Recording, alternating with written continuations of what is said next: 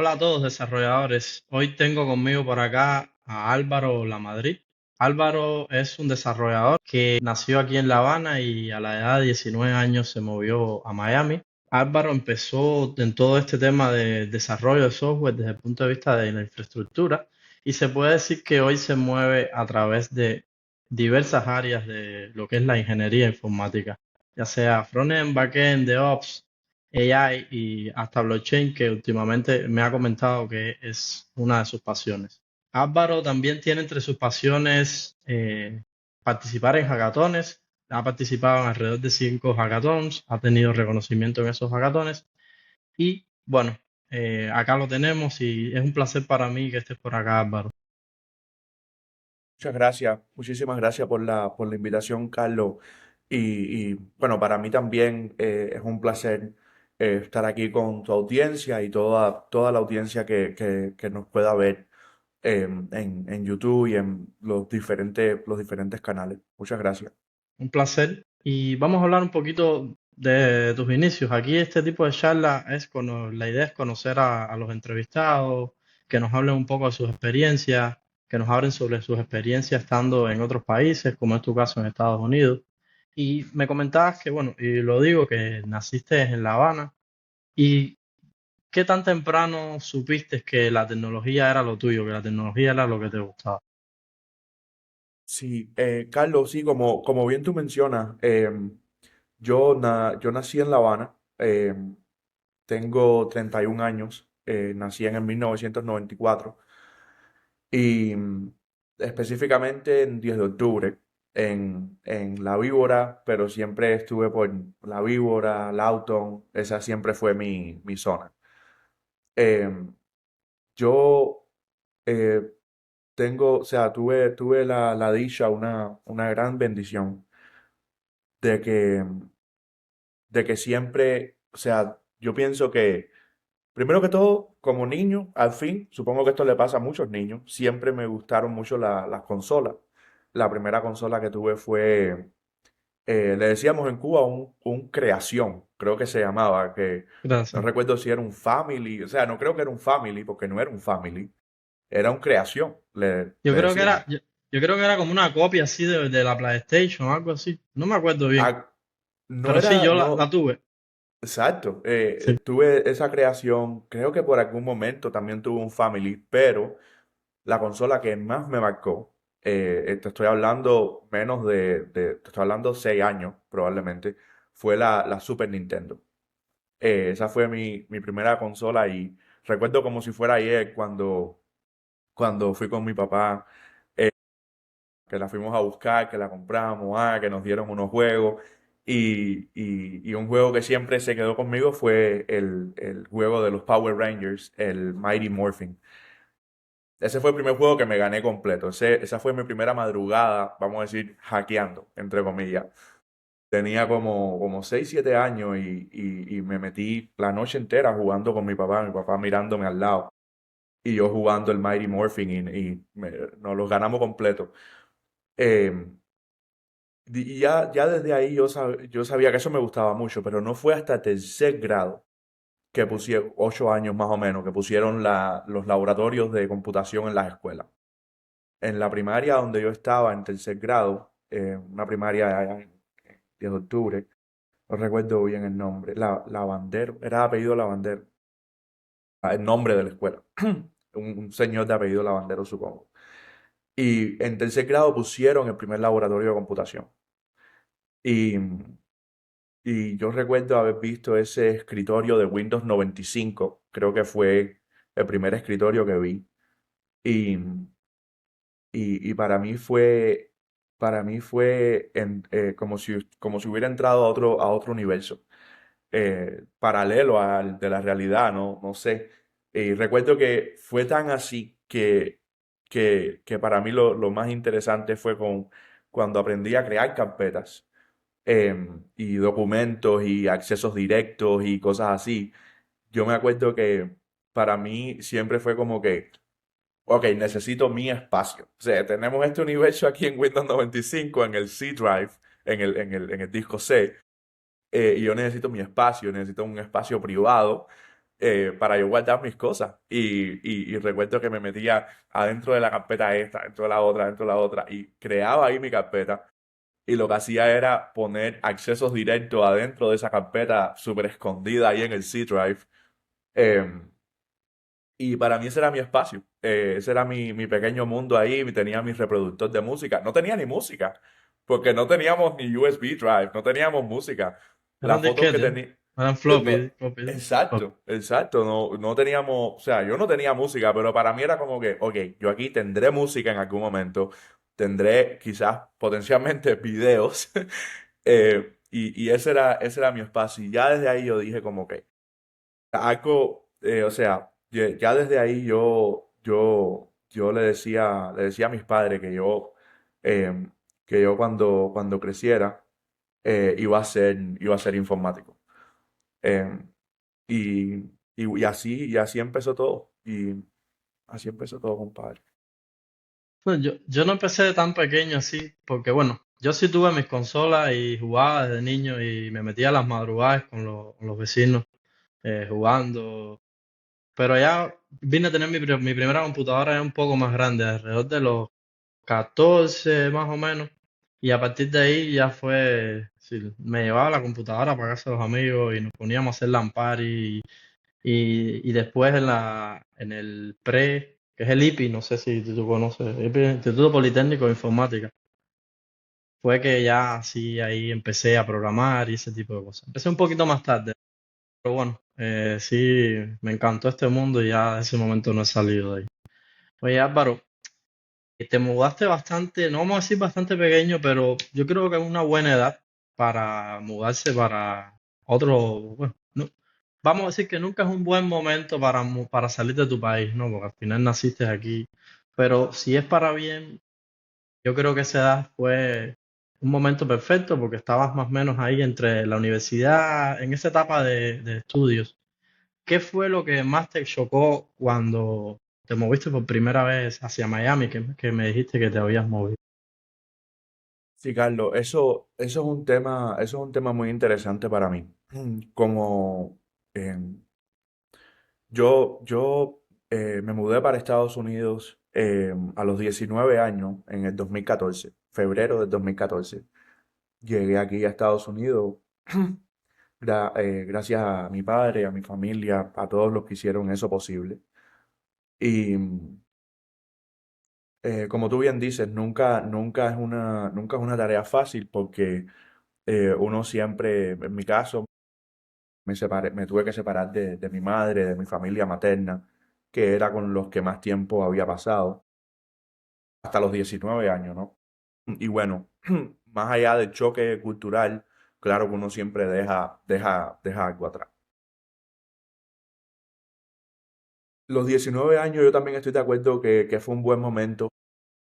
Yo, yo no tenía la más organizada, vamos a decirle, de las vidas en Cuba antes de venir para acá. Yo, de hecho, después que termino la secundaria, que seguía con esta pasión de la informática y bueno, ya, o sea, ya en la secundaria, o sea, ya en la secundaria, de más está decirte que, o sea, ya en la secundaria, o sea, ya los profesores no podían ocultar juegos de mí.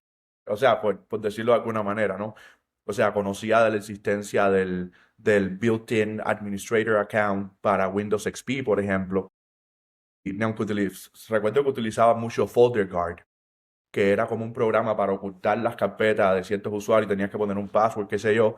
Pero el programa ese era tan malucho, pienso yo, que en el Built-in Administrator, ese programa, o sea, pienso yo que si no se cargaba en la sesión, la carpeta no estaba ni oculta, ni encriptada, ni nada. Entonces, tú entrabas por Administrator, o sea, entrabas por Safe Mode a Windows XP y entrabas como Administrator y ahí tenías la carpeta abierta ahí y bueno, ellos la guardaban en el escritorio y entonces, bueno, era muy fácil de encontrar y de ahí copiabas los juegos para otro lugar que no estuviera protegido por FortiGuard en la sesión normal y ya podías abrir los juegos. Esos fueron tiempos muy buenos en la secundaria porque, bueno, podíamos jugar con los socios, tú sabes, los amiguitos, papá. Esos fueron tiempos muy buenos. Y, pero después de la secundaria, compadre, cuando entré en el pre, totalmente inadaptado. No sé qué fue, no sé qué fue, no sé si fue que me separaron de las amistades de la secundaria, no, o sea, me separé, no es que me separaron, nadie me separó. Me separé de las amistades de la secundaria, muchos tomaron muchos cogieron por aquí, muchos cogieron por allá, y terminé en un aula de pre con gente que yo en realidad no conocía, y, o no conocía tanto. Y, y me fue difícil. De maestra, o sea, ¿para qué decirte? Yo dejé de ir a la escuela el primer año de décimo grado. Repetí décimo grado, porque bueno, dejé de ir a la escuela, entonces, y también me quería cambiar para el IPI, porque entonces yo termino en la secundaria República del Paraguay, termino noveno grado, que eso está ahí mismo en de Octubre y Acosta, termino ahí en esa secundaria y voy para pre, pero quería coger el IPI, era mi primera opción. Y recuerdo que no sé, o sea, no es que tuviera malas notas en la secundaria, pero no pude, o sea, creo que bajaron 3 plazas en mi año para mi secundaria. Y entonces no pude coger el IPI y tuve que meterme en el pre. Yo no estaba tan desmotivado con eso hasta que empecé en el pre. Cuando empecé en el pre, que vi la diferencia de amistades y todo eso, o sea, eso fue, Que era becado, era en la calle. no, fue el primer año que se hacía el pre en la calle. Habilitaron el mismo Cepero Bonilla que tenía el IPI, al lado hicieron el pre. Entonces casi que estaba ahí en la puerta, pero no podía entrar. Eh, Te sentías en el lugar, que no estabas en tu lugar, que no estabas en... Así mismo me sentía, brother. Así mismo digo. Entonces, al no tener a nadie con quien compartir toda esta cuestión de mi pasión por la informática y etcétera, me sentí completamente aislado. Me sentía completamente aislado hasta el punto donde pasaba por al lado de personas que yo conocía porque había conocido en otras secundarias y otra cosa y qué sé yo, y me daba pena saludar porque me sentía que yo no pertenecía ahí. Vaya, o sea, así es como me sentía, que yo quería estar en otro lugar. Y para colmo tenía amistades que estaban en el IPI y me decían, no, que dimos clase de C++, que si esto, que si lo otro, que si no sé qué más, que si tenemos un poquitico de internet aquí y allá, y yo como que, en fin, de So, madre. Am, entonces eso me chocó mucho y bueno, dejé de ir a la escuela en décimo grado, como ya en diciembre, enero, ya yo dejaba de ir a la escuela, dejé de ir a la escuela también en onceno grado, o sea, tuve que repetir décimo grado, tuve que repetir onceno grado y, y en 12 grado vine para acá, para Estados Unidos, hice mis cositas en la escuela, en el segundo pre en el que estuve, porque me fui para el pre Francisco de Miranda, que está al doblar del Severo, que fue otro preuniversitario que habilitaron al año siguiente. Y ahí seguía con mi no sí, adaptación, no, no, pero, pero conocía más gente, no sé, me llegué a sentir mejor. Y también me dieron mucho espacio en el laboratorio de computación. No sé si te acuerdas que en ese momento en los pre, por lo menos, no sé en el IPI, pero en los pre desplegaron clientes ligeros en todos los laboratorios. Y los clientes ligeros, el servidor del cliente ligero, del Pixie Boot y qué sé yo, no lo hacían open source, eso lo hacía Copextel. No utilizaron algo open source, utilizaron software de código cerrado, privado, y el crack, literalmente, que dejaban ahí en el servidor, se desactivaba, el servidor se desconfiguraba, etcétera, etcétera, etcétera. Y recuerdo que em, hubo un tiempo que un laboratorio de computación se me dio más de un mes esperando por Copextel, sin funcionar y yo dije como que el técnico del laboratorio era medio socio mío y le dije, oye, como que déjame darle un vistazo a esto, déjame ver, a lo mejor podemos hacer algo. Y lo pusimos a pinchar.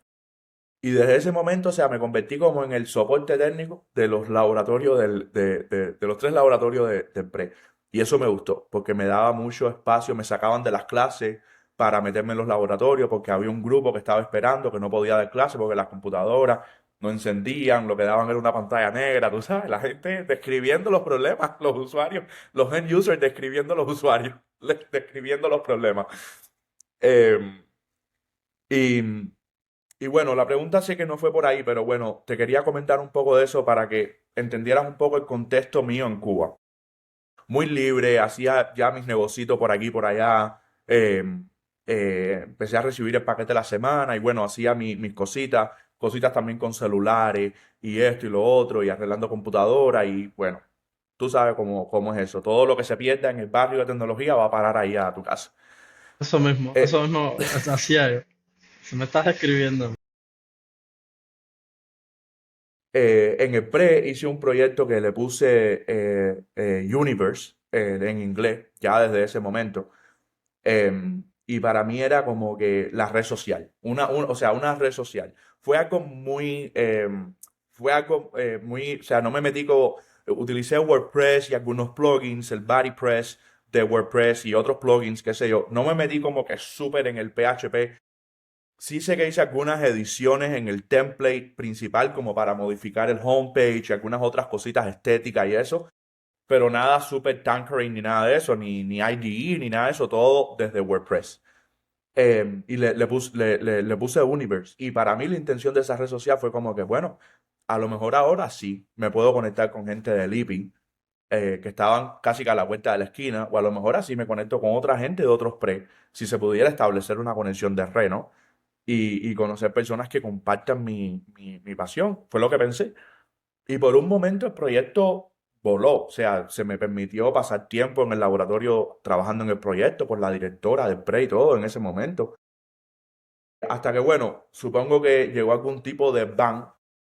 Quizás ella lo comentó por algún lugar, por aquí y por allá, porque lo tiene que comentar, porque al final es un alumno que quizás no está en varios turnos de clase y esto y lo otro, qué sé yo. Y parece que ban quizás vino por ese lado. Como que, "Oye, mira, está bueno, pero como que no es una cosa que podamos hacer por problemas de los de, tú sabes, por problema. Pero para mí va a ser mi Facebook y mi vía para conectar con otras personas y a muchas amistades mías del pre que lo lograron ver, les encantó. Obviamente todo el mundo como que, oye, con aquí me puedo conectar contigo, puedo chatear contigo. Tú sabes, mensajería privada y un wall como Facebook y todo. Y la gente como que, no, va a subir fotos para acá arriba, como que camina para que te conozcan, ¿no? Como dice el dicho. Pero eso no caminó, pero bueno, la pasé muy bien haciendo eso. Y por ahí estaba yo, ¿entiendes? Muy desconectado de la escuela, de la parte académica de la cosa, muy desconectado, pero muy conectado a la informática. Y entonces, con 19 años vengo para acá, para Estados Unidos, me encuentro este mundo nuevo, con internet de alta velocidad en todos los lugares. O sea, un millón de cosas, muchos negocios pequeños, grandes, medianos, de todos los tamaños. Y tú sabes, uno como emprendedor le da mucho gusto ver eso. Te dice como que, tú dices como que, coño, mira esta gente, como que vinieron de México y están aquí, y montaron aquí o vinieron de Cuba y tienen aquí esto, mira el negocio de esta gente, venden esto. Y ves el otro negocio que creció más y el otro tipo que tiene un edificio y tú dices, no, aquí es donde hay que estar. O sea, en una... quizá, o sea, aquí es donde hay que estar. Pero al mismo tiempo el landscape cambia completamente, porque mientras que en Cuba no teníamos la amenaza de la internet constante, aquí sí la hay. Entonces, aquí el primer choque fue como que antivirus, como los que utilizábamos en Cuba, como Kaspersky, Note 32, etcétera, etcétera, etcétera. Aquí en ese momento empezaban los adware que se instalaban en el browser, o sea, otros vectores de ataque, otros vectores de ataque. En Cuba teníamos quizá un troyano, pero un troyano, ¿qué te va a hacer en Cuba? Un troyano te va, o sea, sin conexión a nada.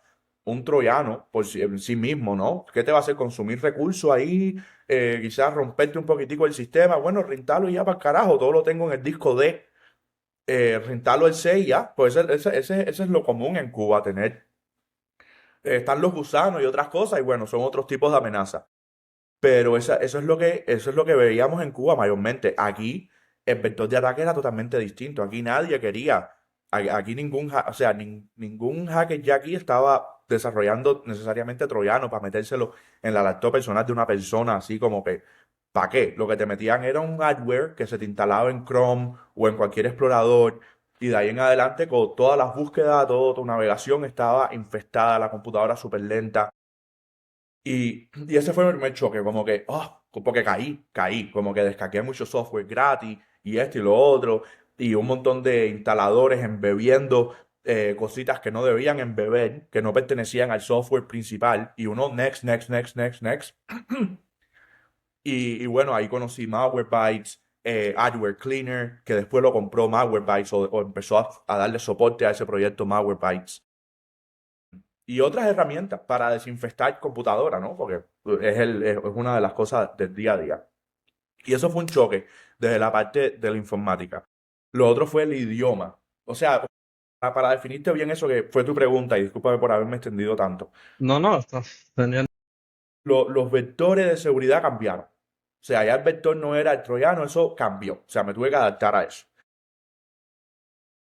Lo otro fue el idioma. El idioma, ya yo venía ya con un poquitico de inglés, no te voy a mentir, yo al segundo día de estar aquí pude establecer una conversación con la que en aquel momento era la esposa de mi padre, que ya sabía un inglés perfecto, em, y, y pude establecer una conversación con ella, no súper perfecto, obviamente, pero nos entendí, ella me entendió a mí y yo la entendí a ella. Em, pero el inglés fue un choque porque obviamente, cuando yo empecé a buscar trabajo y empecé a conectar con amistades y como que, oye, quiero buscar trabajo, pero lo quiero de informática. Ya quiero de informática y si fallo, fallo y aprendo. O sea, em, y, y recuerdo que un amigo me compartió Indeed, que yo no conocía esas plataformas, me compartió Indeed y me compartió Craigslist, que era una aplicación, o sea, una página web donde se posteaban trabajo y eso. Y ahí empecé a buscar, me demoré para poder encontrar mi primera pincha, porque bueno, también está la cuestión de, no, créate un resumen. O sea, yo en Cuba nunca me tuve que crear un resumen, ¿entiendes? El Esa es landscape, otra cosa que choca. Sí, esa es otra cosa que choca que ahora sí se está haciendo, ¿no? Pero al principio yo recuerdo, yo incluso acababa de graduar, yo todavía ese tipo de cosas no las usaba. Las vengo a usar más para acá, ¿no?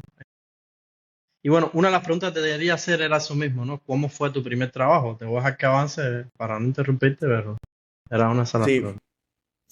finalmente, compadre, después de alrededor de 6 7 meses aquí en Estados Unidos, encuentro mi primer trabajo de informática.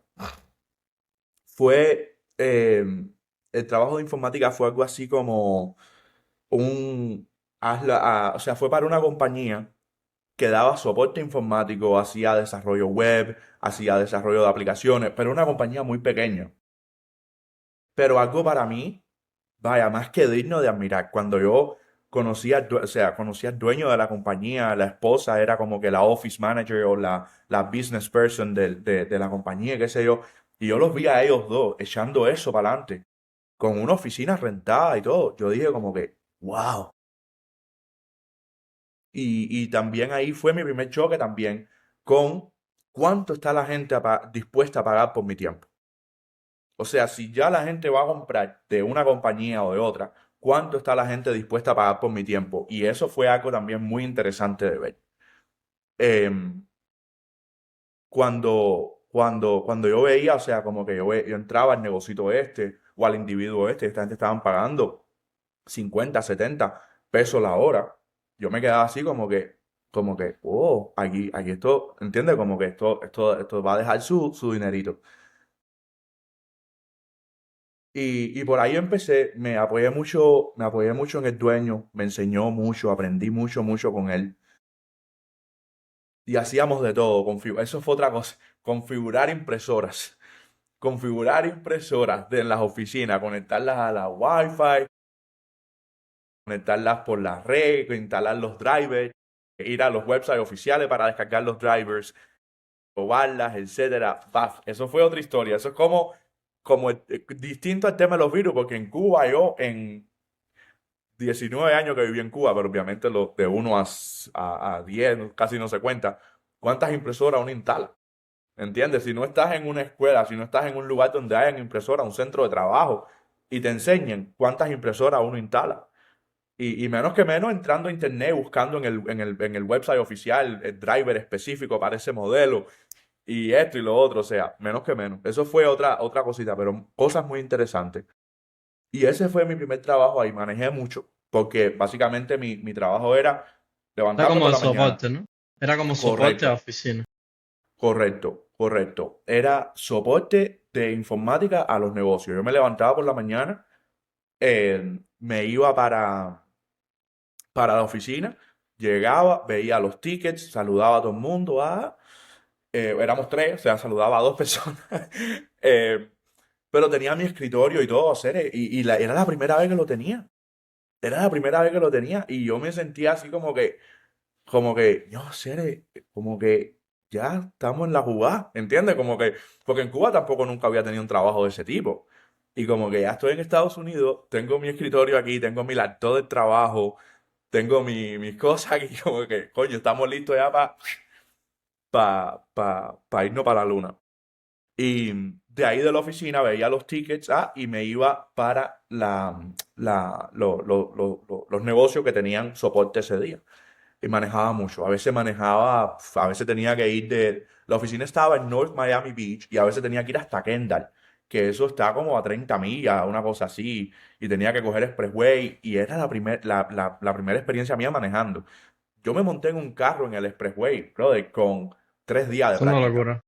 manejando, pero es que yo no podía perder esa oportunidad. Eso fue otra cosa que mi familia me dio un voto de confianza, aparte de todo el apoyo que me dio un voto de confianza grande, como que, dale, como que móntate en el carro y como que esto es lo que quiero hacer, ¿entiendes? Como que nadie lo va a tener, ¿qué le vamos a hacer? ¿Lo vamos a amarrar para que él no lo haga? Y me metí en el expressway, me acuerdo que me pasaba de la salida, viraba para atrás. Me acuerdo que el primer mes de trabajo me llegó un bill de los toles, por todos los toles que pasé de como $200, porque no sabía los expressway que eran gratis, los que eran de pago, etcétera, etcétera. Y baf, eso fue tremenda candela. Pero muy interesante, una experiencia muy buena. Esa compañía, esos dueños me dieron una oportunidad grandísima que nunca voy a olvidar. Nunca, nunca, nunca voy a olvidar. Yo pienso que una cosa porque también ellos asumieron su riesgo contratándome a mí, porque ellos veían que mi inglés que yo definitivamente no había nacido aquí, primero que todo, que yo lo más probable es que hubiera llegado hace poco, pero la disposición, o sea, la disposición, obviamente, la disposición mezclada con tu poquito Conocimiento. de conocimiento, correcto. Y ellos lo vieron. Y dijeron como que este es un muchacho al que es válido darle una oportunidad. Y yo hablé 100% claro con ellos, em, de lo que había hecho y lo que no había hecho, pero siempre muy motivado, con o sea, con la mayor motivación así del mundo, em, siempre con mi mejor rostro, a la hora de atender a los clientes, o sea, como que una dulzura, como que es un placer, siempre dejándole entrever al cliente. Y esto me salió casi que solo, supongo que por ver a algunos de los clientes, como que yo no estoy aquí para juzgarte. Yo no estoy aquí para que tú pienses que yo no estoy aquí para yo pensar que tú no sabes nada de esto. No, yo estoy aquí para ayudarte a ti, a tu negocio. Dime el problema que tienes, dime las preguntas. Yo te lo voy a responder todo con el mayor cariño del mundo. Este es mi trabajo, esto es lo que me gusta hacer. Y yo creo que eso, eso, eso chocó mucho. Y ya después, viendo cómo la gente en el mundo de la informática es a veces con los stakeholders y esto y lo otro, más me di cuenta que tenía que ser así con tal de diferenciarme eh, del resto, obviamente, ¿no?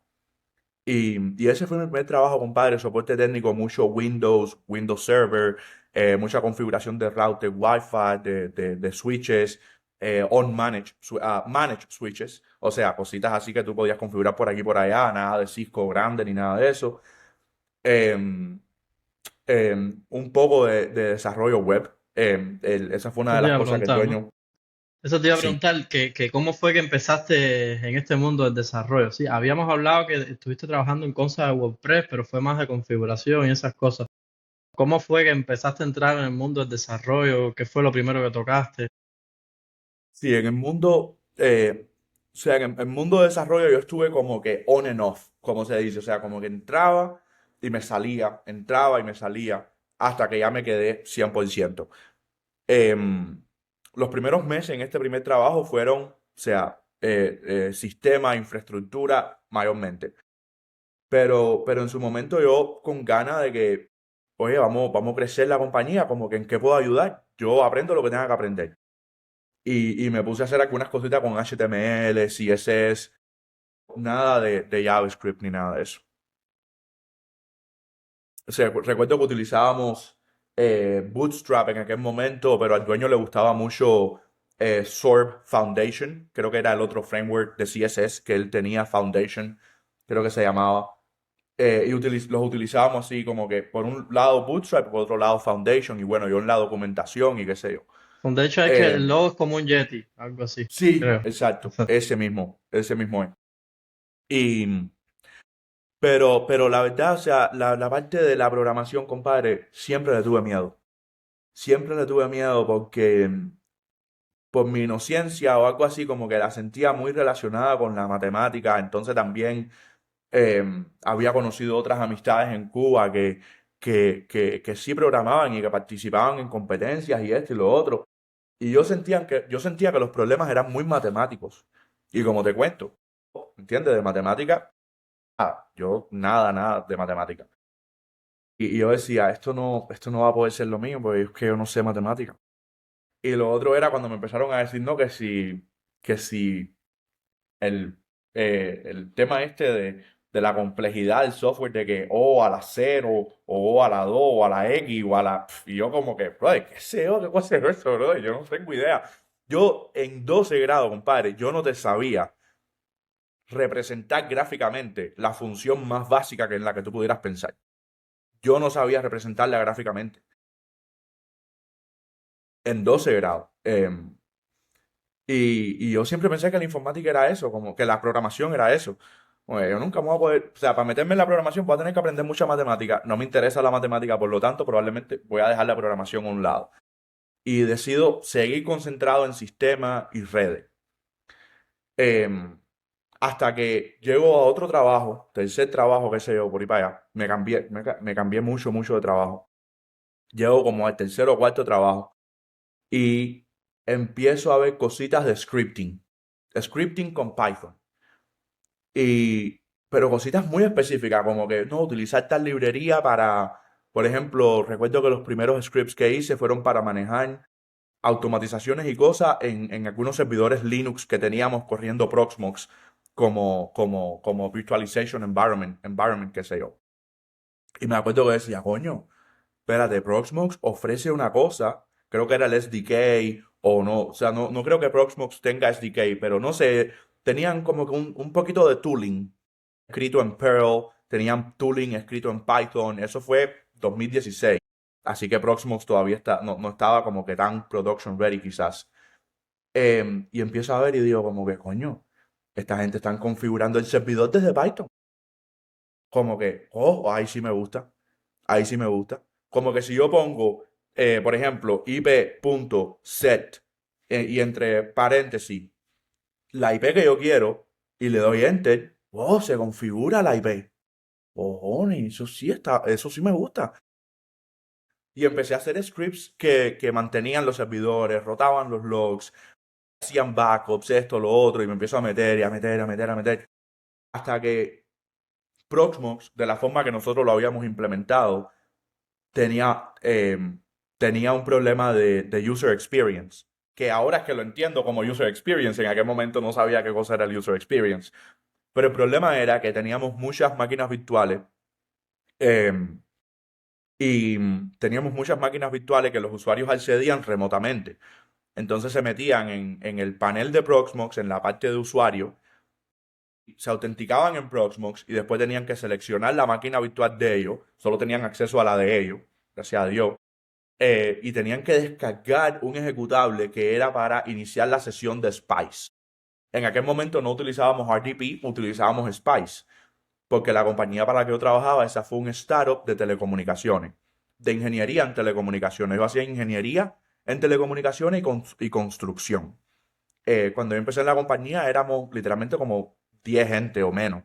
Y yo fui como que la primera contratación de informática porque la compañía iba, se habían cerrado contratos y cosas específicas y la compañía se sabía que iba a despegar para el cielo.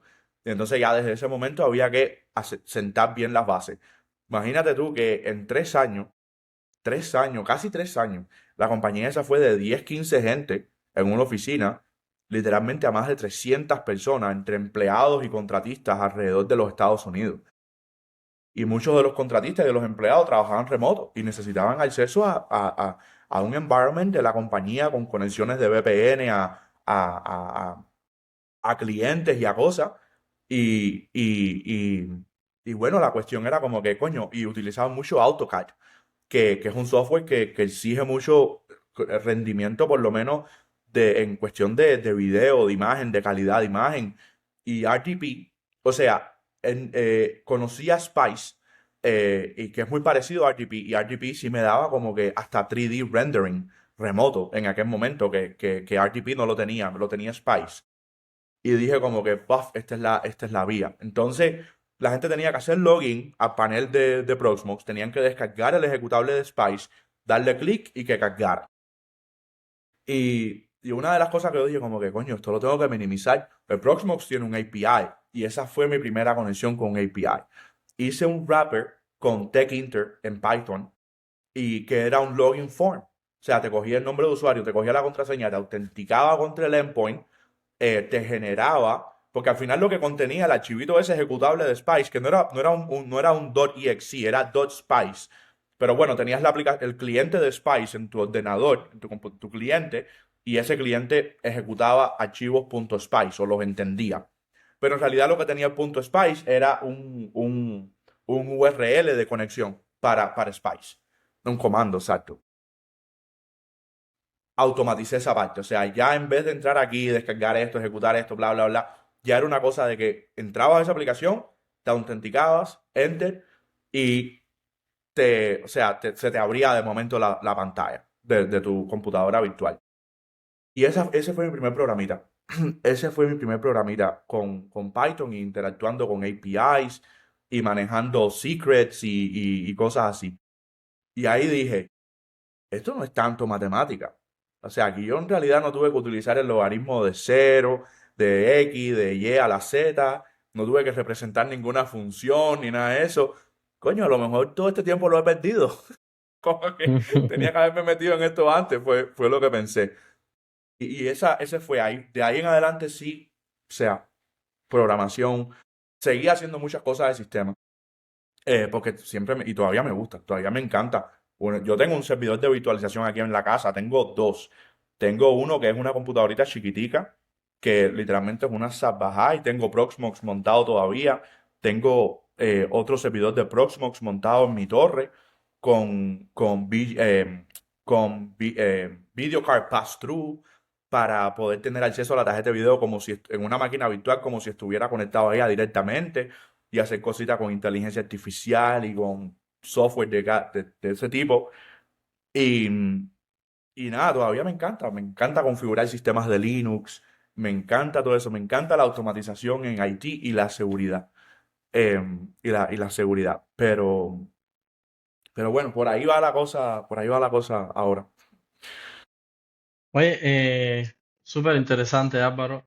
Y, y eso que te pasó a ti con respecto al tema de la matemática y la programación es algo que puede haberle pasado a muchas personas por el desconocimiento, ¿no? Sobre todo porque si hubieras entrado en un IPI, digamos, ahí a lo mejor te hubieran hecho otro tipo de introducción y hubieras empezado desde mucho antes, ¿no?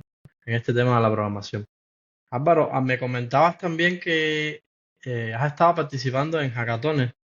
¿Cómo ha sido este tema? ¿Cómo ha sido esta experiencia? ¿Cómo empezaste a participar? Carlos, muy buena pregunta y muy interesante. Y esto es un mensaje que quiero que si hay algo que se pueda amplificar de este video, en mi opinión, dos cosas. Olvídate de la matemática para empezar en la programación. Quizás te hace falta después. Hoy en día la utilizo. Hoy en día utilizo hasta cosas de geometría que yo no ni sabía cuando estabas en el pre, pero para empezar no te hace falta. Empieza a trabajar en la idea, etcétera, etcétera, etcétera, y Olvídate de eso. No hay requisito. Saber escribir en un teclado es el requisito, supongo, en la computadora. Y menos ahora, ¿no?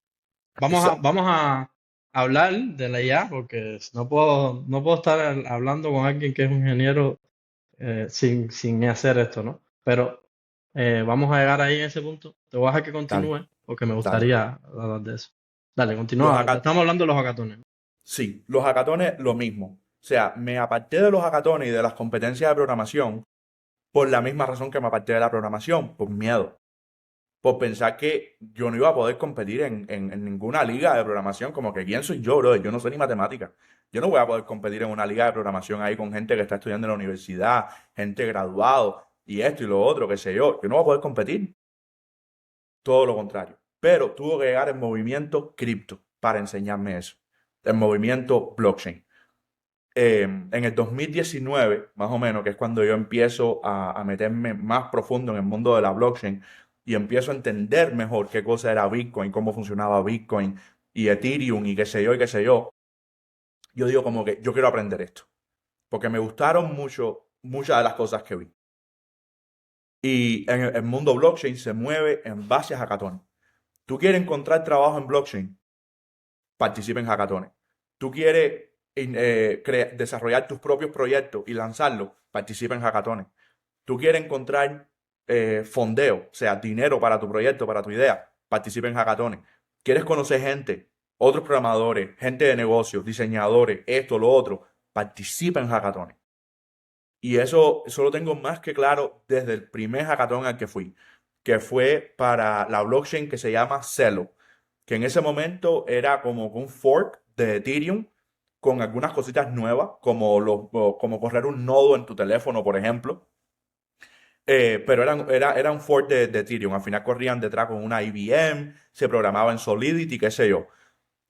Y, y me di cuenta de eso. O sea, ganamos en ese hackathon participé con unos amigos de Colombia eh, y ganamos el premio al mejor equipo latinoamericano en ese hackathon. Ese fue nuestro primer hackathon y nuestro primer premio. Hicimos una plataforma de crowdfunding donde los usuarios entraban, esto, lo otro, y podían como que donar a causas. Todo descentralizado desde smart contracts, los smart contracts bloqueando el dinero, dejando solo a la persona corriente extraerlo y cosas así. Ese fue el primer proyecto. De ahí seguimos a otra hackathon que fue de Figment. Figment, en aquel momento, Figment hoy en día la compañía se dedica a otra cosa, liquid staking y cosas así de Ethereum. Pero en aquel momento ellos querían hacer como el hub de documentación para desarrollar en Web3. Entonces, nosotros submitimos un proyecto que fue una documentación sobre cómo ir de 0 a 100 a desarrollar un DApp. O sea, frontend, smart contract, backend, y Solidity, React, librerías de React para conectarte con tu billetera. Hicimos la documentación esa y ahí ganamos segundo lugar en ese proyecto. Después nos metimos en el tercer hackathon, que fue con una compañía que se llama Degen BC. Ellos ya no existen, ellos existían en aquel momento. Ellos estaban haciendo unos baúles de staking, de DeFi, muy innovadores en ese momento, cosas que no habían en el mercado. La hackathon la hicieron como que, miren, tenemos estos baúles, como que innoven ustedes, queremos ver qué ustedes hacen. Y nosotros cogimos un baúl de eso de ellos, le hicimos unas modificaciones, le metimos cosas por aquí, por allá, lo cubrimos de testing, que es una cosa súper importante en los smart contracts, coverage testing o unit testing, Fizz and Foss testing, creo que se llama fuzzing testing, que es como que dame data random a ver si yo funciono como tú esperas con data random. Y ahí ganamos primer lugar en ese hackathon. Y esa compañía nos hizo una oferta. Esa compañía nos contrató al equipo, eh, o sea, nos contrató por hora para trabajar como, seguir trabajando en otros baúles. Porque ellos nada más tenían un programador de Solidity en aquel momento y no tenían, les hacía falta sacar cosas quizás más rápido. Y bueno, nos contrataron ahí, estuvimos trabajando con ellos como 6 meses, de 3 a 6 meses, no recuerdo bien. O sea, Después de eso, empecé mi primer proyecto. Contacté con unos socios por ahí por Telegram, tú sabes, porque esa es la otra, que Crypto me abrió a las comunidades estas online y esto y lo otro y al Telegram y bueno, cuadré con 4 socios más y montamos nuestro primer proyecto DeFi, que se llamaba United Farmers Finance. Lanzamos el token, lo vendimos, montamos el staking vault con auto compound, montamos un AMM diferente a Uniswap, que era lo que existía, PancakeSwap, que era lo que existía en aquel momento. Y wow, tuvimos mucha tracción con ese proyecto. El equipo de la parte de negocio y marketing y qué sé yo, hizo un trabajo violento. Pero, brother, la parte de programación, yo era el único programador. Aquello fue terminé, literalmente, terminé burnt out. O sea, como que 1 año y medio, casi 2 años, terminé burnt out y lo que hice, lo único que pude hacer fue como que, oye, necesito, no sé, bro. Terminé yéndome para Cuba, literalmente. Terminé yéndome para Cuba. Sí, eh, necesitaba despejar. Eso es ne- hacer otra cosa. necesita, bro, lo que necesitaba era sentarme en un sillón, que eso me ha pasado 2 veces en mi vida y eso muy interesante. O sea, interesante para mí. 2 veces en mi vida, 2 veces en mi vida, la única cosa que he querido hacer es regresar a mi casa en Cuba, a la casa de mis abuelos, y sentarme en el portal, en el sillón con ellos. Y es de lo único que tengo ganas. No tengo ganas de tocar computadora, no tengo ganas de programar. Me ha pasado 2 veces en la vida. Y lo único que me ha puesto de nuevo en el lugar es pasarme unos meses sentado allá en los sillones de ellos, ahí en el portal de ellos, conversando con ellos. Y, y eso, hay cosas, bro, que no tienen reemplazo, mi hermano.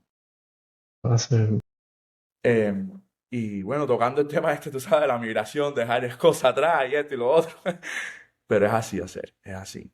Y bueno, esos son los hackatones, esos son los hackatones. Después de ahí también hice 2 hackatones más.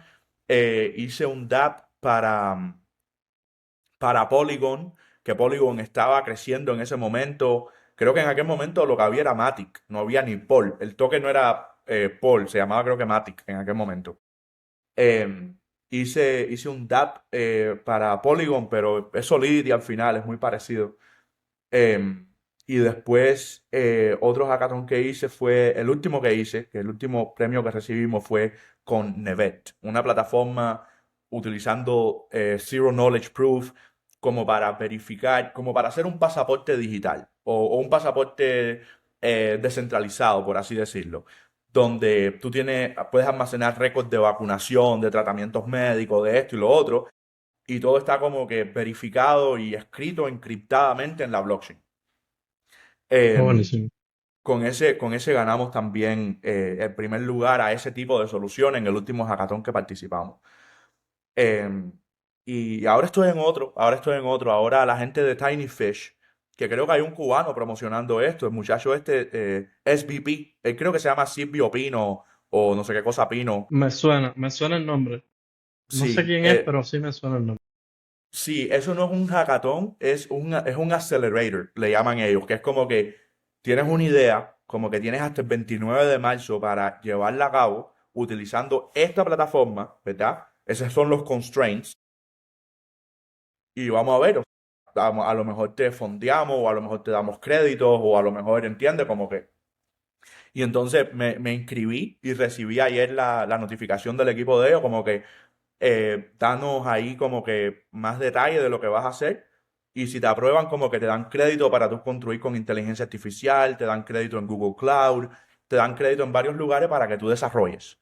Y ya el 29 de marzo, entonces submites. Esa es una nueva en la que estoy ahora, que quiero adaptar un proyecto que ya tenía de Royal Agents, quiero adaptarlo a lo que ellos piden y bueno, y ver qué pasa. Pero es con agentes de inteligencia artificial y todas esas cosas que probablemente vamos a Genial. tocar. Ahora mismo vamos a entrar ahí. Te voy a hacer la última pregunta. Estos hackatones que has participado, ¿has sido siempre con el mismo equipo de estos? Pues, es muy variante, ¿no? Son No, personas que has no, conocido por ahí, por las redes que ya. Vale, genial, sí. genial. Entonces, vamos a hablar un poquito de IA, vamos a hablar de toda esta evolución que ha tenido la IA, demasiado acelerada, vamos a decir. ¿Cómo estás trabajando? ¿Qué herramientas estás utilizando? ¿Cómo te ha aportado y te ha ayudado en tu proceso de desarrollo? Cada una de las herramientas, que todos los días sale un modelo nuevo, que es mejor que el anterior. Si los otros días veía un meme, como que era una cosa cíclica, y Gemini decía, yo soy el mejor modelo. Al otro día, X ahí decía, yo soy el mejor modelo, y así. Era una cosa cíclica. Coméntame un poquito. Eso es un tema súper interesante y sí, lo he probado varios, pero obviamente no hay tiempo para probar cada actualización de todos. Em, en cuestión de workflow, de agentic coding, o sea, workflow para nosotros los programadores. Estoy haciendo otras cosas con diseños y cosas así, pero eso son otras cosas. Workflow a la hora de programar. Workflow a la hora de programar. Lo que estoy utilizando ahora. El modelo principal, o quisiera decir, los modelos principales que estoy utilizando son Codex 5.3. Ese es mi modelo de programación principal. Ese tipo, para mí es, o sea, desde que salió Codex, brother, yo pude reducir mis prompts en más de un 50%. O sea, Codex es muy bueno, para mi opinión, muy bueno, determinando qué es lo que tú quieres hacer, cuál es el resultado que tú quieres obtener. No sé si es que te está leyendo la mente, si ya tengo el Neuralink, me lo pusieron por la noche yo durmiendo allá, me lo inyectaron, no sé, pero Codex, esa fue mi sensación. Mi sensación fue, brother, ¿cómo yo nada más poniéndole esto, esta cosa puede hacerme este resultado tan bueno? En mi perspectiva, Codex, en la versión 5.3 ahora. He tenido situaciones en las que he tenido que utilizar Claude, el Opus S 4.5 o el 4.6 que ya salió. Ese es como mi respaldo. O sea, pero lo más importante yo pienso que no es el modelo como tal. Sí tienes que tener un modelo suficientemente bueno. Si el modelo no, o sea, si el modelo no es muy bueno, no importa todo el contexto que le des, no importa todo lo que le añada, simplemente no te va a producir los resultados que tú esperas. Pero para llegar, en mi opinión, para llegar al punto, al sweet spot que me gusta a mí estar, yo lo que uso es un modelo modo orchestrator, que es como un router de tareas a diferentes modelos. Porque el problema que está ahí el costo de uso de los modelos. O sea, si tú vas a utilizar Codex 5.3 High, que es el modelo con la Entonces, versión más correcto, ventanas que te toca. si vas a utilizar el modo High para, digamos, indexar un repo o funcionalidades específicas de un repo, estás gastando tokens. Estás mal utilizando, no estás optimizando tu workflow para ser token efficient. Para una cosa de esa, lo que utilizas es Grok Code Fast, por ejemplo. Utilizas un modelo mayormente gratuito, muy barato y muy rápido. Porque lo que tú quieres rápido, nada más que tú generas nada más que tú llegas a un source code nuevo, o ya sea nuevo que lo estás haciendo desde cero, o nuevo de que ya está hecho, pero no tiene herramientas de inteligencia artificial ya integradas. Y lo primero que quieres hacer es crear el agents.md. Para eso, Grok Code Fast, modelos que puedas utilizar gratis y que sean rápidos. Y eso es lo que quieres. Y en eso se enfoca el Orchestrator Model. El Orchestrator Model, que ahora mismo lo utilizo con OpenCode no, con Kilo, que es una extensión de VS Code con CLI y todo eso. Ellos tienen como que varios modos. Arquitectura, debug, programación, y uno se llama Orchestrator. El Orchestrator te ayuda como que a decir, ok, para generar el agents.md y como que analizar el report rápido y qué sé yo, utiliza este modelo. para trabajo utiliza este modelo. Si vas a hacer tool calling, porque tool calling también te cuesta, utiliza este otro. Em, y si necesitas como que darle un pase final, utiliza entonces Claude 4.6 Opus, por ejemplo, para verificar, para estar seguro que todo está bien, o para quizás que te dé feedback. Oye, este trabajo ya se hizo, o sea, ya entendí el repo, o sea, ya entendí el repo, ya programé, o sea, ya entendí el repo, ya generé el agents.md, etcétera, ya programé, ya hice el whatever tool calling que me hizo falta hacer como para probar un API, o esto, lo otro. Necesitamos correr comandos en la computadora o que el agente corra comandos en la computadora. Y entonces el quinto paso es como que, ok, genérame como que una especie de resumen de lo que se hizo, cómo se cumplió la meta inicial de la tarea y genérame como que próximos pasos, recomendaciones, drawbacks, etcétera, etcétera, etcétera. Em, ese es el workflow que estoy utilizando hoy en día, todo con KiloCode, que es el que tiene algunos modelos todavía gratis. Me lo voy a anotar, me lo voy a anotar. Kilo, Code, sí. K-I-L-L-O-L. No, una sola L. KiloCode se llama. Sí. Me lo anoto por aquí, ya lo vi. Oye, Álvaro, vamos a hablar ahora de un tema que, bueno, ya he hablado anteriormente contigo, sobre todo en la comunidad de KuCoders y la de React Developers, y es tema de esto que estás haciendo para ayudar a los desarrolladores cubanos, el proyecto que se llama Royal Forge. Entonces, vamos a hablar un poquito de ese proyecto para que se le pueda presentar a los que no lo han visto y a toda la comunidad que nos ve, ya sea por YouTube, por Instagram, que también voy a sacar reels de esta charla que tenemos acá. Entonces, nada, te dejo el piso a ti para ese tema. Sí. Carlos, em, Royal Forge es, o por lo menos la filosofía detrás de Royal Forge es algo que yo siempre he querido hacer. Y siento que no hay mejor momento de hablar de eso que esta entrevista donde conversamos sobre todas las cosas que cambian cuando uno se muda e incluso todas las cosas que están cambiando hoy en día, para incluso el cubano que todavía, el cubano que todavía está en Cuba. Hoy en día con acceso a internet, cosa que no existía antes, se abren, finalmente de una forma u otra nos abrimos al mercado internacional. Se abre el talento cubano al mercado internacional. Em, y eh, en mi experiencia, sobre todo posteando en Cuban Tech Jobs y mirando cositas por aquí, mirando cositas por allá, me he quedado así como que pienso que estamos un poquitico rezagados en general, ¿no? No digo que todo el mundo lo esté, sino en general. Pienso que estamos un poquitico rezagados en el aspecto de cómo, si ya tenemos internet, cómo nos vendemos ahora al exterior. Pues ya podemos hacer trabajo para el exterior. Pero cómo cumplimos los estándares que se esperan en el exterior, como estábamos hablando, el resumen, la presencia, la presencia online, mantener los GitHubs actualizados con ejemplos y proyectos, los portfolios, las colaboraciones open source. eh, y esa es la motivación detrás de Royal Forge.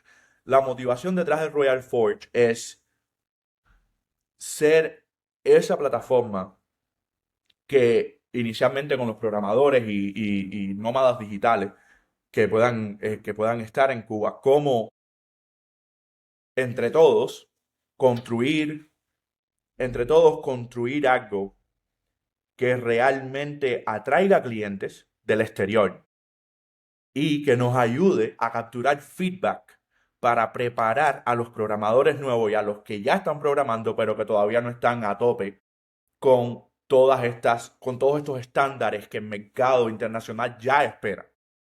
Porque obviamente no es culpa del mercado internacional que nosotros entramos a la internet de velocidad más decente 20 años después que el resto del mundo. Y el mercado está esperando un estándar.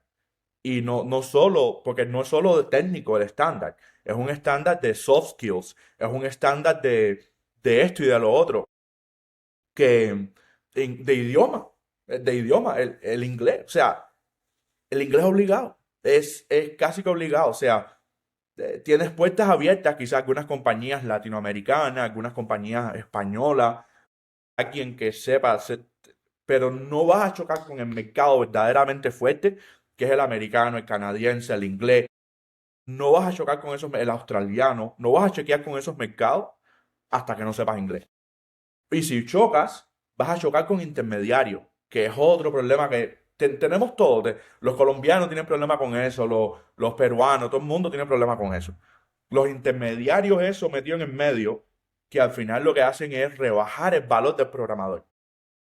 Como que, oye, dale, contrata en Cuba que es más barato, pero no saben inglés. Entonces yo te voy a traducir. ¿Entiendes? Como que yo voy a estar en el medio y hay un montón de compañías ahí en Estados Unidos, en Canadá, que literalmente te ponen ahí en la página web. No, nosotros somos Nearshore Developers, Nearshore Development. Y lo que son dos o tres tipos que saben informática, vendiendo desarrollo de software de Cuba o de Latinoamérica. Y la única razón por la que ellos existen es porque los programadores de Cuba y Latinoamérica, uno, no saben chocar con el cliente en Canadá o con el cliente en Estados Unidos directo, o segundo, no saben inglés. Y están esa gente ahí metida en medio. O sea, es verdad, tienen su espacio. Todo el mundo tiene su espacio. Yo no estoy, tú sabes, como que todo el mundo tiene su espacio. Pero yo Que pienso, la idea es que como quedarse lo más directo, ¿no? Que realmente ganen lo que deben ganar, no una migaja de lo que te puedan estar dando los demás y dependiendo. correcto. Eso no significa que no tengamos que ser competitivos. Hay que ser competitivos. Porque al final eres para el cliente, tú eres una persona que está a miles de millas de distancia. Eh, y no estás ahí al lado de él, programando al lado de él. Entonces hay que ser competitivo. En el precio, sobre todo. Claro, hay que ser competitivo. Sobre todo empezando. Sobre todo para empezar, hay que ser competitivo. Ya después se pueden hablar de otras cosas. Pero el problema más grave que yo veo, Carlos, y que intento y que quisiera que Royal Forge resolviera, es esta cuestión de inbound leads, le dicen en inglés, que es como que, o sea, atraer clientes nosotros directo a Royal Forge. Y que en Royal Forge haya un directorio de freelancers donde los clientes puedan elegir a quién van a contratar, con quién van a trabajar. Para quitarnos el middleman, para quitando la persona que está en el medio y que se contrate directo del mercado cubano. Mi idea con Royal Forge es hacerlo totalmente descentralizado, totalmente permissionless. O sea, todo lo que tiene que ver con los pagos, todas esas cosas como que blockchain based o smart contract based, y permissionless en el sentido que cualquier cliente puede entrar de cualquier lugar del mundo, pero los freelancers no van a ser permissionless. Los freelancers tienen que ser freelancers cubanos, porque una métrica muy interesante que me gustaría, a la que me gustaría llegar, y creo que sería muy interesante para el mercado, es la métrica de ganancias, de pagos que se le están haciendo a los freelancers cubanos.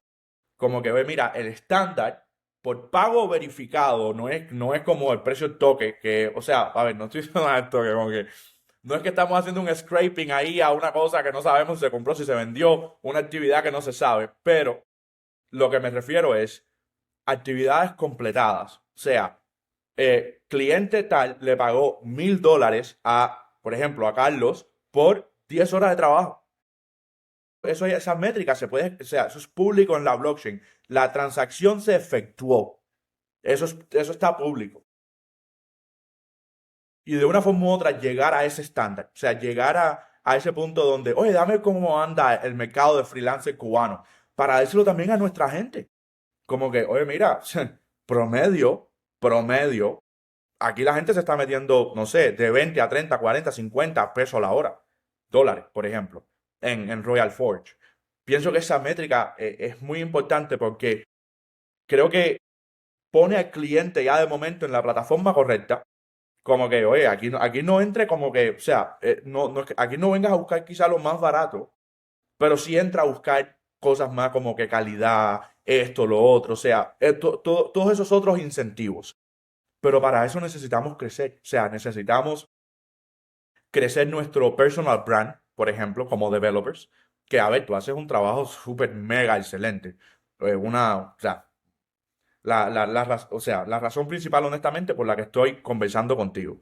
Porque me encanta el trabajo que haces con las redes sociales, en LinkedIn, por aquí, por allá. O Pero sea, es una cosa que tenemos que de una forma u otra estandarizar. Y la colaboración en proyectos open source la estamos dejando muy de la mano.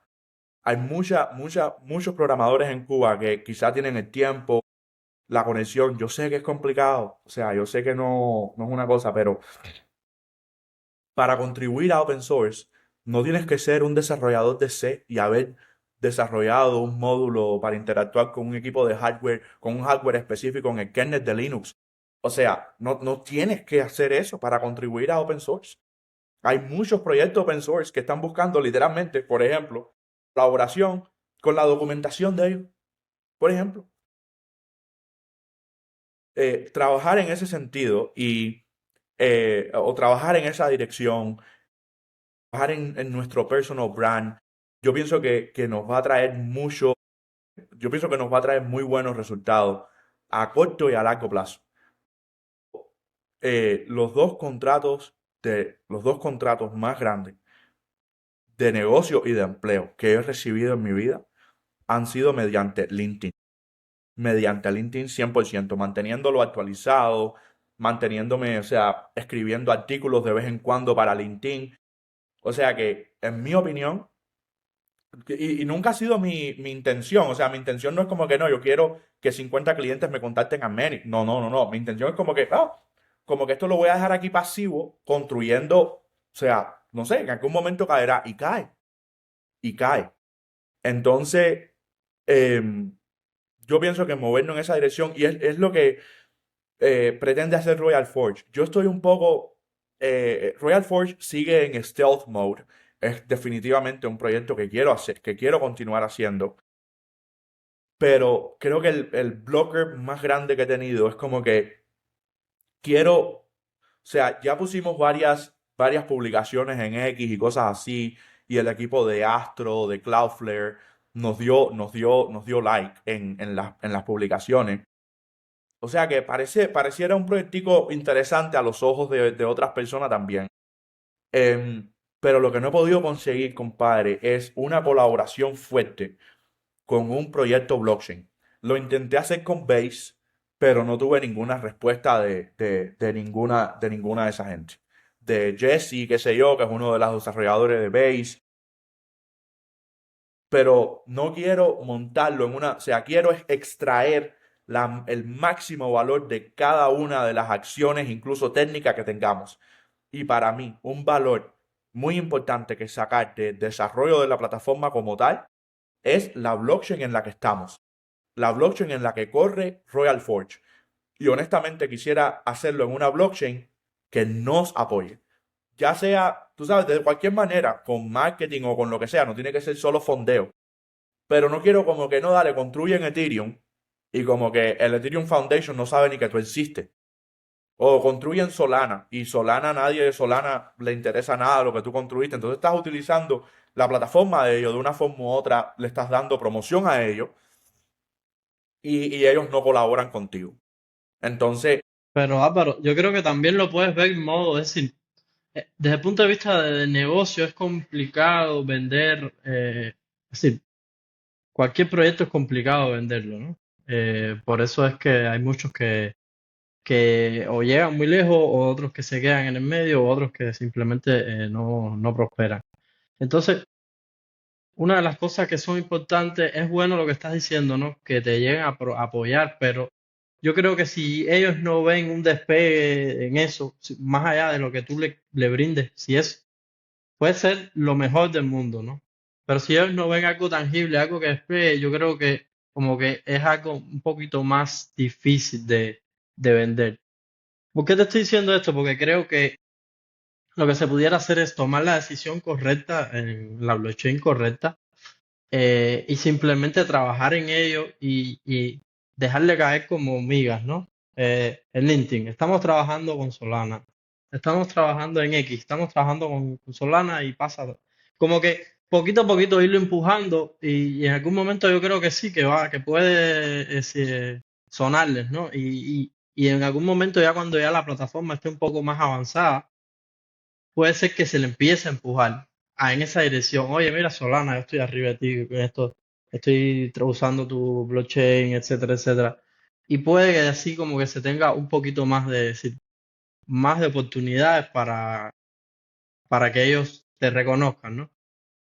Es una recomendación que creo que vale la pena que te lo pienses, porque al final es un proyecto que estás desarrollando tú y sé lo difícil que es desarrollar un proyecto propio, porque lo he hecho, porque, bueno, simplemente porque he estado en tus zapatos, ¿no? Entonces, simplemente yo creo que esperar el momento justo nunca sucede. Es decir, el momento justo ese es muy difícil de encontrarlo y lo que hay que hacer es ir añadiendo cositas por aquí y por allá y tratar de seleccionar las herramientas adecuadas, ¿no? Y que tampoco nunca va a ser la herramienta adecuada, porque hoy Solana es Solana y mañana la blockchain del Solana le pasó cualquier cosa y tú estás montado sobre ello, ¿no?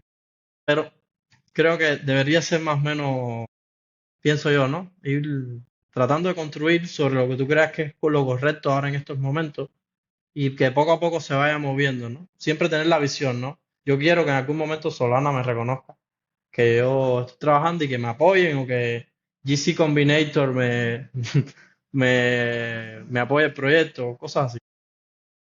Yo estoy de acuerdo contigo. Em, sí creo o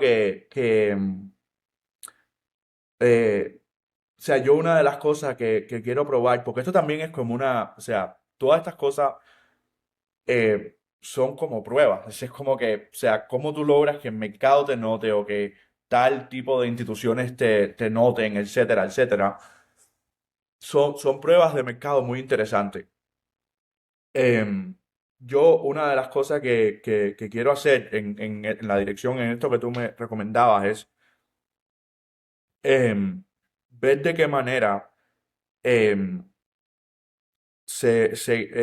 sea, seguimos creciendo em, la comunidad específica del proyecto.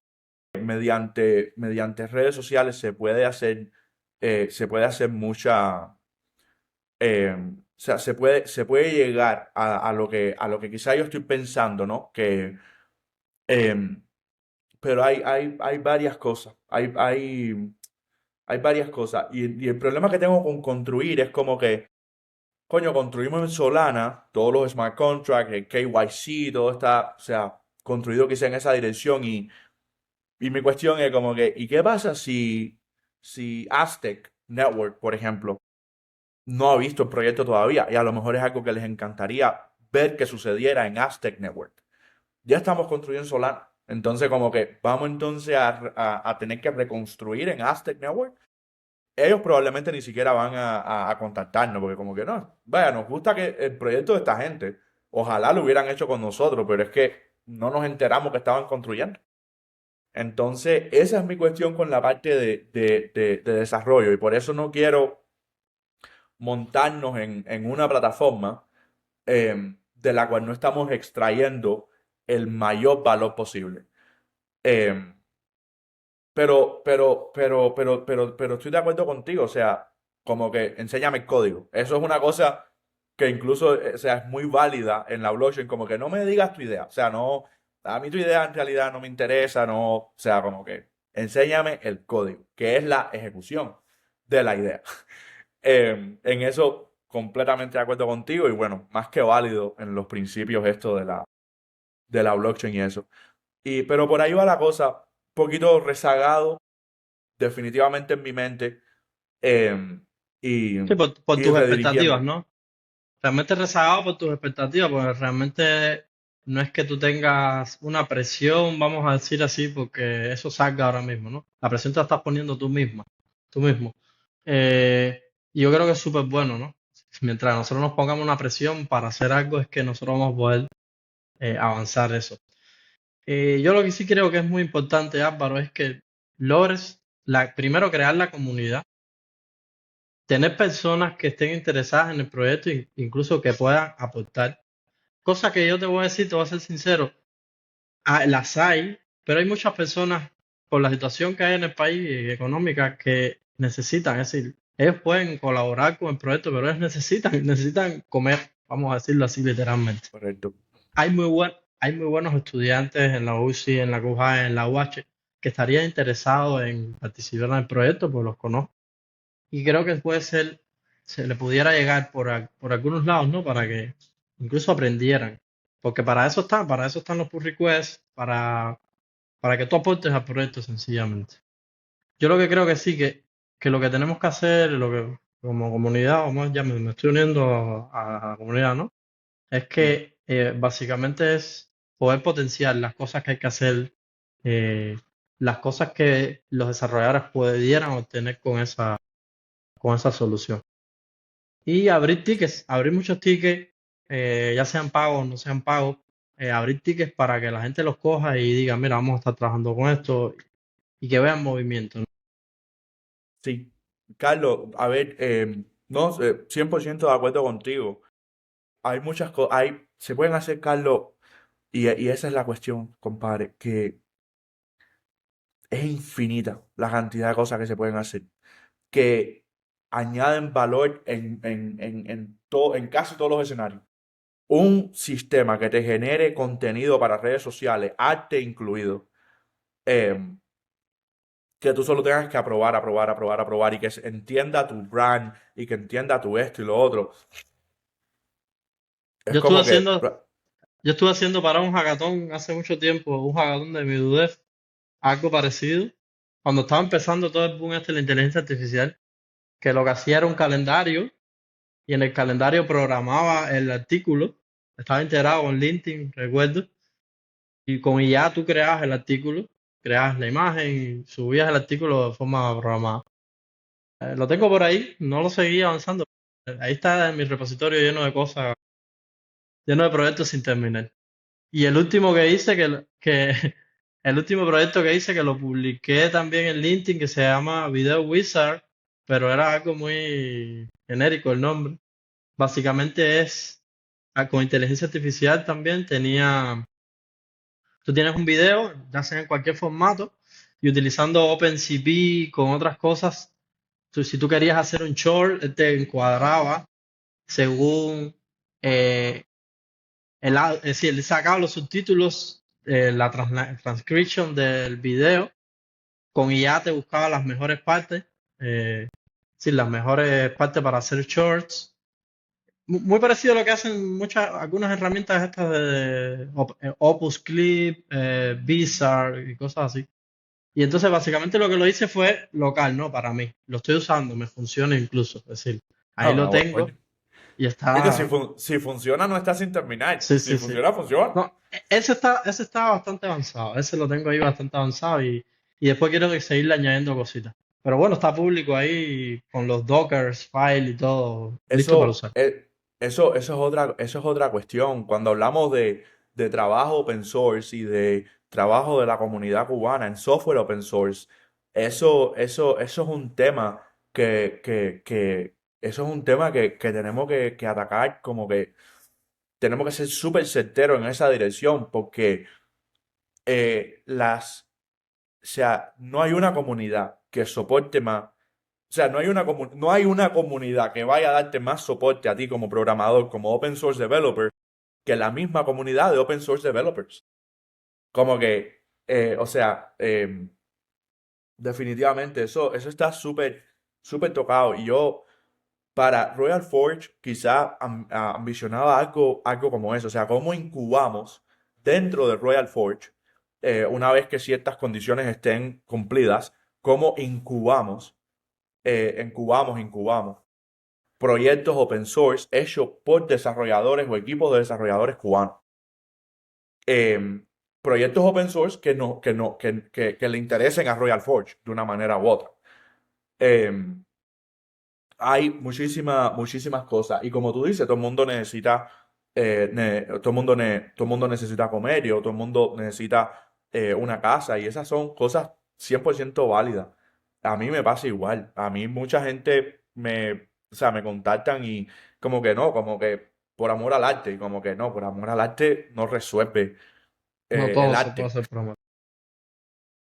hay muchas cosas que construir. Ahora estábamos hablando de la generación de contenido y es como que la generación de contenido, por ejemplo, o sea, que es una cosa que yo pienso que falta. Em,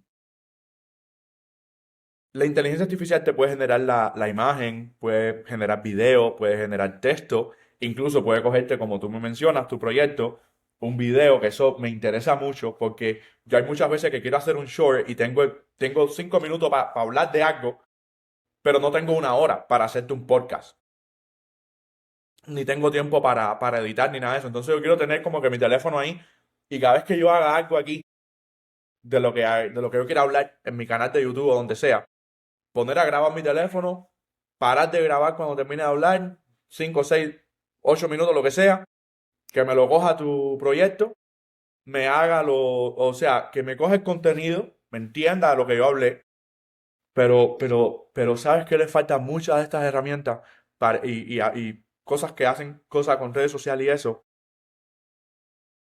El que contenido no real, ven? el contenido... Dale, avanza, avanza, seguro que vas a hablar de No, eso. el contenido real lo puedes coger ya con la tuya, ya con la tuya lo puedes hacer, pero ¿qué es lo que falta? Que ahí sí se cierra el puzzle, por decirlo de alguna manera. Que puedan ver el performance en la red social del contenido. O sea, habló de blockchain, 100 vistas. Habló de inteligencia artificial, 300 vistas. Hizo un short de MCP servers, 100 vistas. Hizo un short de que Bitcoin subió, 500.000 vistas. Habló suavecito, habló duro, habló alto, habló bajito. Se mostró un carro, una copita con una bandera de Estados Unidos se disparó. O sea, que tener a la inteligencia artificial analizando el algoritmo de la red social. Eh, Eso creo que es una cosa que falta y súper valiosa. Eh, Porque ahora mismo la creación de contenido para redes sociales, tú tienes tu niche, pero tú tienes tu niche y tienes la analítica que estoy seguro que la miras y intentas encontrar patterns, ¿no? ¿Cómo se dice? Patterns en español, patrones. Intentas encontrar patrones, pero ¿qué tal si la inteligencia artificial fuera la que encontrara los patrones por ti?